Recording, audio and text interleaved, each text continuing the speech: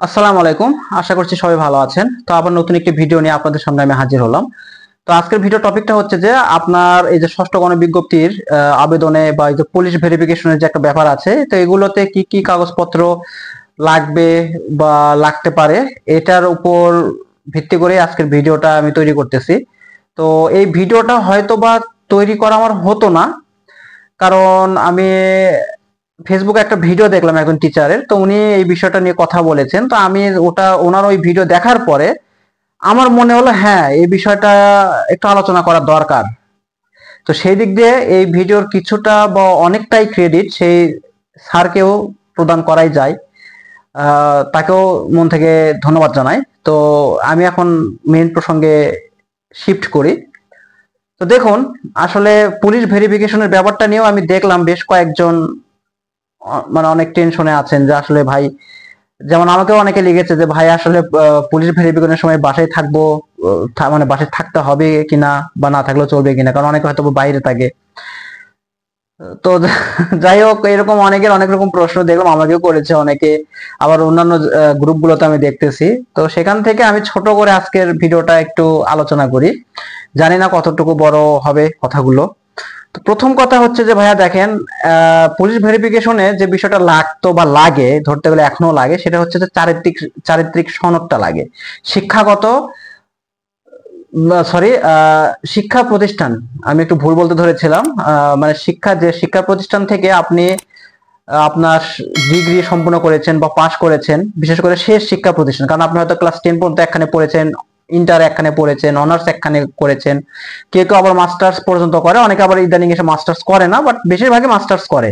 তো সেই ক্ষেত্রে বলতেছি, যারা মাস্টার্স পর্যন্ত করেছেন তাদের ওই মাস্টার্স যে কলেজ থেকে করেছেন সেখান থেকে একটা চারিত্রিক সনদ, আর যারা শুধুমাত্র অনার্স পর্যন্ত করেছেন তাদের সেই অনার্স এর কলেজ থেকে চারিত্রিক সনদ, আর যারা এইচএসসি পর্যন্ত মানে ইন্টারমিডিয়েট, তারা ইন্টারমিডিয়েট থেকে, ঠিক আছে, মানে সেই প্রতিষ্ঠান থেকে চারিত্রিক সনদ নিয়ে এসে সেটা ওই অ্যাটাচ করতে হয় আপনার পুলিশ ভেরিফিকেশনের সঙ্গে। কারণ এই জিনিসটা তখনই লাগবে যখন আপনি হাতে লিখে এটা সাবমিট করতেছেন। কিন্তু এখন সম্ভবত চতুর্থ এবং পঞ্চম গণবিজ্ঞপ্তির যে ফর্মগুলো ছিল সেখানে পুলিশ ভেরিফিকেশন সবকিছু অনলাইনে হয়েছে, যে জন্য এগুলোতে আপনার চারিত্রিক সনদের প্রয়োজন পড়েনি।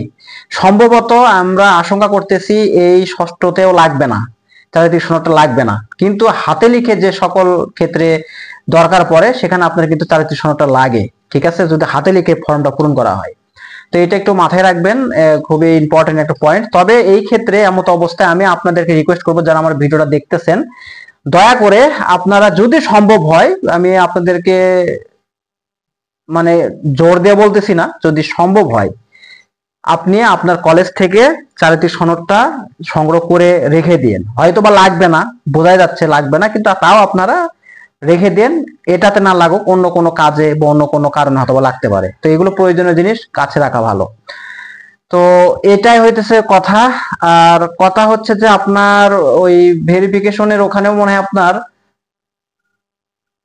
4টা বা 5টা এরকম মনে হয় কয়েকটা সার্টিফিকেট, মানে আপনার শিক্ষা জীবনের সার্টিফিকেট সাবমিট করতে হবে। যেমন এসএসসি একটা, honours, sorry SSC HSC honours masters, ঠিক আছে, এই এসএসসি এইচএসসি অনার্স মাস্টার্স 4টা সার্টিফিকেট, তার সঙ্গে আপনি যে নিবন্ধনটা পাস করেছেন, সনদ পেলেন, সেই সনদের সার্টিফিকেটটা আপনার লাগবে, এটারও আপনার একটা কপি। তাহলে কয়টা হলো আপনার? 5টা। 5টা।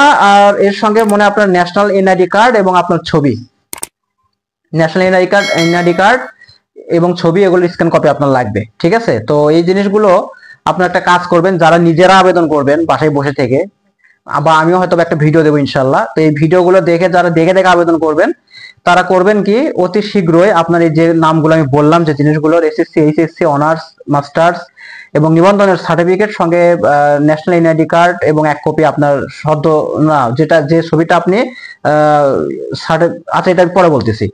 তো এক কপি ছবি, এই ছবিগুলো আপনি স্ক্যান করে নিয়ে আসবেন, ঠিক আছে। নিয়ে এসে আপনি করবেন কি এগুলো রেখে দিবেন, তারপরে যখন আবেদন করা শুরু হবে তখন এটা প্রয়োজন পড়বে। তো এখন ছবির কথা যেটা বলতেছিলাম সেটা ক্লিয়ার করি। ছবি বলতে দেখুন, আবেদনের মানে এই আবেদনের ক্ষেত্রে ষষ্ঠ গণবিজ্ঞপ্তির আপনারা অবশ্যই অবশ্যই আপনার ওই ছবিটাই ব্যবহার করবেন যে ছবিটা আপনার কি বলা হয় এই নিবন্ধনের অ্যাডমিট কার্ডে ছিল বা অ্যাপ্লিকেন্ট কপিতে ছিল, মানে যে ছবিটা দিয়ে আপনি নিবন্ধন অ্যাপ্লাই করেছেন। অর্থাৎ আপনার দেখা যাচ্ছে যে আপনার যে অ্যাডমিট কার্ডটা যেটা দিয়ে আপনি লিখিত এবং ভাইবার পরীক্ষা দিয়ে আসলেন, সেই অ্যাডমিটটা বের করলে বুঝতে পারবেন কোন ছবিটা দেওয়া ছিল, ওই ছবিটাই রাখবে। যদি কোনোভাবে ছবি হারিয়ে যায় সেক্ষেত্রে আপনার ছবি ডাউনলোড করা যায় যে স্টুডেন্ট কপি থেকে, ওই কপিগুলো থেকে করা যায় আর কি, সমস্যা নাই, আপনারা করতে পারবেন। আর তাও যদি সম্ভব না হয় তাহলে আপনার যে অ্যাডমিট কার্ডটা আছে সেটা ছবিটার উপরে একটা ভালো মোবাইল ক্যামেরা দিয়ে ছবি উঠিয়ে আপনারা সেই ছবিটাকে আবার প্রসেস করে আপনারা আবেদন করতে পারবেন, কোনো সমস্যা নাই। তো এই বিষয়টা একটু মাথায় রাখবেন, ঠিক আছে? আর আরেকটা কথা এনআইডি কার্ডের ব্যাপারে, যাদের এনআইডি কার্ডের বাবা মায়ের এনআইডি কার্ডে ভুল আছে, বাবা মা বা এরকম, তাদের কোনো তেমন কোনো সমস্যা হওয়ার কথা না বা হবে না। কিন্তু আপনার নিজের এনআইডি কার্ডে সমস্যা থাকলে সেটা আসলেই বড় সমস্যা। আপনারা চাইলে এনআইডি কার্ডও সংশোধন করে নিতে পারেন। এনআইডি কার্ডের সমস্যা থাকলে এগুলো আপনার 7 থেকে 10 দিনের মধ্যেই সংশোধনযোগ্য আর কি। আমি প্রথম দিকে একটা ভিডিওতে মনে বলেছিলাম, আমার এই চ্যানেল খোলার পরে প্রথম দিকের একটা ভিডিওতে এটা বলেছিলাম। তো এটাও করতে পারেন, হয়তো 300-350 টাকা থেকে শুরু করে, মানে যে কয়টা সংশোধন করবেন তার উপর ভিত্তি করে টাকা কম বেশি, মানে কম না বেশি বাড়বে আর কি। তো এটা একটা উপদেশ দিলাম। আর আপনার বাবা মায়ের ভুলগুলো নিয়ে টেনশন করতে হবে না। বাবা মায়ের এনআইডি তে যে ভুল আছে, কিন্তু আপনার এনআইডি যদি সঠিক থাকে আপনার সার্টিফিকেট বনানো সবকিছুর সাথে, তাহলে টেনশন করার কারণ নাই। তো এটা একটু বলে রাখলাম, মোটামুটি এটা একটা ইম্পর্টেন্ট তথ্য। তো ঠিক আছে, আজকের মতন এ পর্যন্তই। দেখা হচ্ছে নেক্সট কোন একটি ভিডিওতে। ততদিন সবাই ভালো থাকেন, সুস্থ থাকেন। আর অবশ্যই যারা নতুন দেখতেছেন চ্যানেলটাকে একটু কষ্ট করে হলেও একটু সাবস্ক্রাইব করে দিন। তো ঠিক আছে ভাইয়া, ভিডিও অনেক বড় হয়ে যাচ্ছে, আজকের মতন এ পর্যন্তই। দেখা হচ্ছে নেক্সট কোন একটি ভিডিওতে। আল্লাহ হাফেজ।